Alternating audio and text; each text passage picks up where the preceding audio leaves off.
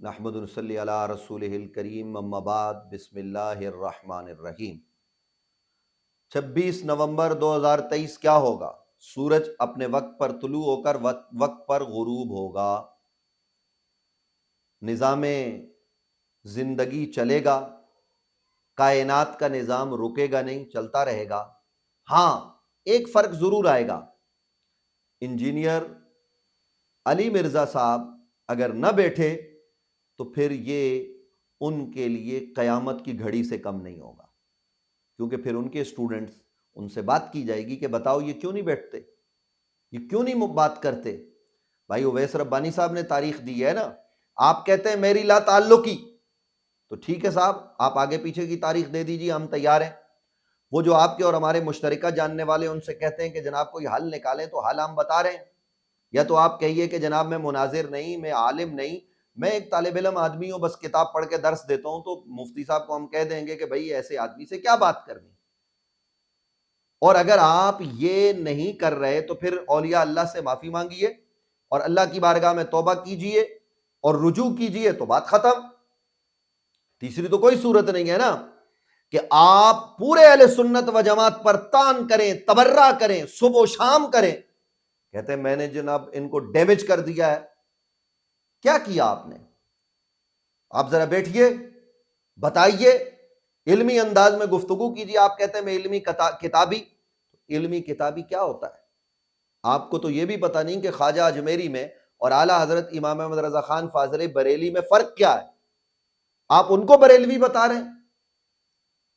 وہ ہندوستان کا مشترکہ اثاثہ ہے، اور ہم میں سے کوئی بھی بریلوی نہیں، الحمدللہ ہم اہل سنت و جماعت ہیں۔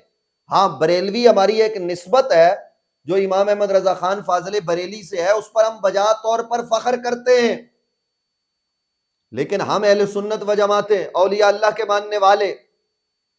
تو حضرت خواجہ خواجگاں خواجہ معین الدین چشتی اجمیری رحمت اللہ تعالی علیہ، وہ 633 ہجری میں وصال کرتے ہیں، غالباً 1236-37 یہ عیسوی سال کے حساب سے آپ کا یوم وصال کا سال ہے، جس سال آپ کا وصال ہوا۔ اور امام احمد رضا خان فاضل بریلی رحمت اللہ تعالی علیہ، یہ تو 1920 کے بعد آپ کا انتقال ہوا ہے، اتنا فرق ہے۔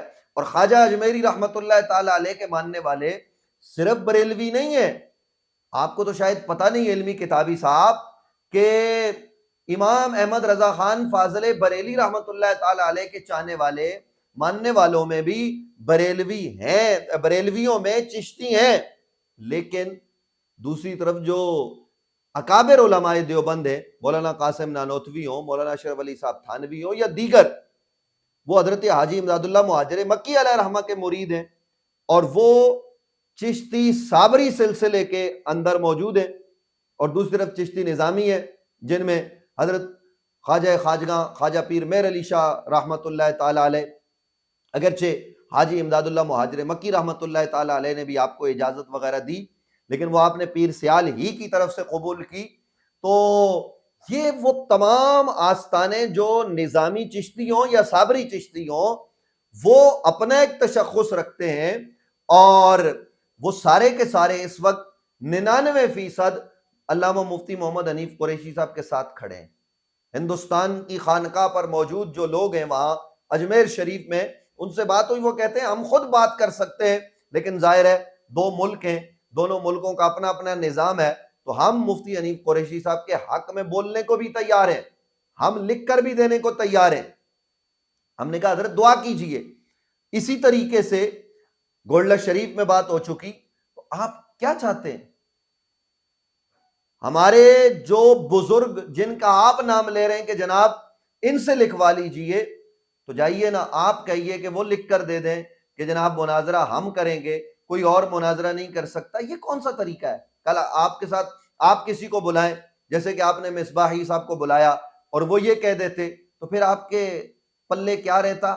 اس لیے جناب انجینئر صاحب اب بیٹھنے کا وقت ہے، ایسا نہ ہو کہ تلک الایام نداولھا بین الناس، جب تاریخ گھومتی ہے نا لوگوں کے درمیان، دن پھرتے ہیں، تو جہاں آپ یہ سمجھتے تھے کہ لوگ آپ کو زیادہ سنتے ہیں، ملین میں لوگ آپ کو سن رہے ہیں، تو وہ ملین کے لوگ اب آپ پر کوئی لان تان نہ کریں، آپ کو برا بھلا نہ کہیں۔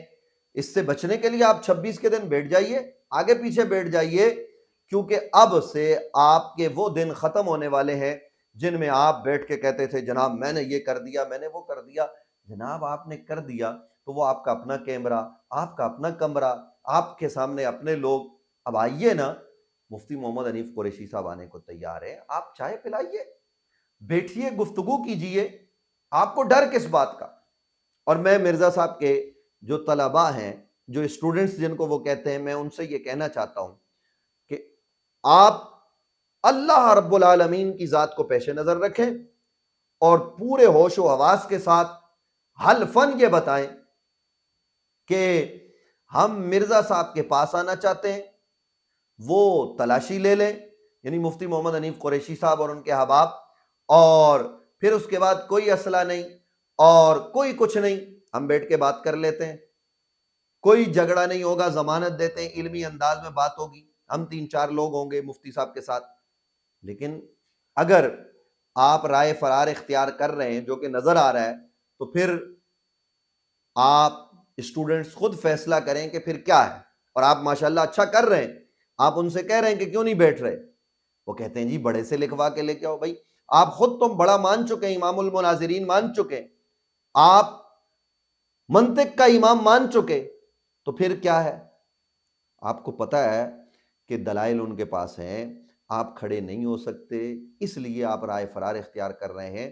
تو ہم اب یہ نہیں چاہیں گے کہ جناب آپ رائے فرار اختیار کریں، ہم چاہیں گے کہ جس طرح حضرت تاجدار گولڈہ سیدنا پیر مہر علی شاہ رحمت اللہ تعالی علیہ چل کر لاہور پہنچے، وہ تو قادیاں بھی جانا چاہتے تھے، پھر کچھ احباب نے منع کیا، کیونکہ مقصد ہمارا یہ نہیں ہے کہ ہم آپ کو نیچا دکھائیں، اور مقصد ان کا بھی نیچا دکھانا نہیں تھا بلکہ اصلاح تھا، اور وہ سامنے نہیں آیا۔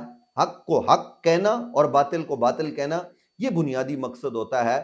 تو ہم یہ چاہتے ہیں کہ آپ بیٹھیں، اگر کوئی چیز آپ کی سمجھ میں نہیں آ رہی تو ہم آپ کو سمجھانے کی کوشش کریں، یا آپ کے پاس کچھ دلائل ہیں تو آپ ہمیں سمجھا دیجئے۔ یہ ایک چھوٹی سی چند گزارشات تھی جو میں نے پیش کی۔ باقی بھائی اویس ربانی صاحب نے غالباً 25 نومبر شام کا ٹکٹ کروا لیا ہے اسلام آباد کے لیے۔ اب دیکھیے کہ وہ مفتی صاحب سے وہاں ملیں گے، آگے کے معاملات کیا ہوتے ہیں۔ لیکن انجینئر صاحب گزارش صرف اتنی سی ہے کہ پولیس کے پیچھے نہ چھپیں۔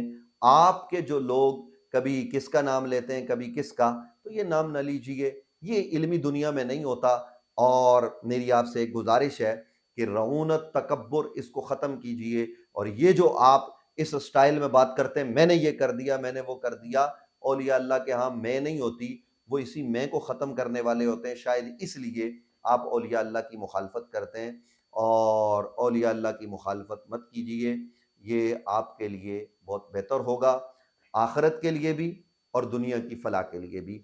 اور ہمارا مقصد بنیادی طور پر آپ پر کوئی تان تبرہ کرنا نہیں۔ آج جو میں نے سخت باتیں کی کہ آپ کو بار بار فون کیا جاتا، آپ فون نہیں اٹھاتے، آپ رابطہ نہیں کرتے، درمیان کے لوگوں سے آپ بات کر لیتے ہیں، تو ایسا نہ کیجئے۔ آپ اویس ربانی صاحب سے رابطہ کر لیں، ہم سے رابطہ کر لیں، آپ مفتی صاحب سے رابطہ کر لیں، اور رابطہ کر کے بتا دیں کہ جناب آپ رات کو 2 بجے آ جائیں اور ہم بیٹھ کے بات کر لیتے ہیں۔ تو ہم تو چاہیں گے کہ آپ کیمرہ بھی نہ لگائیں، بغیر کیمرے کے ہمارے ساتھ بیٹھ جائیں، ہم آپ کو سمجھانے کی غرض سے آنا چاہتے ہیں نا۔ تو اب مرزا صاحب کے اسٹوڈنٹس بتائیں، ہم یہ کہہ رہے ہیں کہ اگر آپ چاہتے ہیں کیمرہ نہ ہو تو نہ ہو، آپ چاہیں گے ہو تو ہو، ہمارا مقصد اصلاح ہے، ہمارا مقصد فتنہ اور فساد ہرگز نہیں ہے۔ باقی پوری خانقاہیں مفتی صاحب کے ساتھ کھڑی ہے، اور اس وقت اہل سنت و جماعت کی نظر 26 نومبر پر ہے۔ یہ وقت مناظروں کا، مجادلوں کا نہیں ہے، ہم تو علمی انداز میں چاہتے ہیں کہ کلام ہو، اور اس کے نتیجے میں کوئی ایک رخ متعین ہو جائے، اور آج کے بعد کوئی اولیاء اللہ کے خلاف بات نہ کرے۔ یہ چند گزارشات تھی جو میں نے آپ کی خدمت میں پیش کی ہیں۔ اللہ رب العالمین حق کو حق کہنے اور حق پر چلنے کی سب کو توفیق نصیب فرمائے۔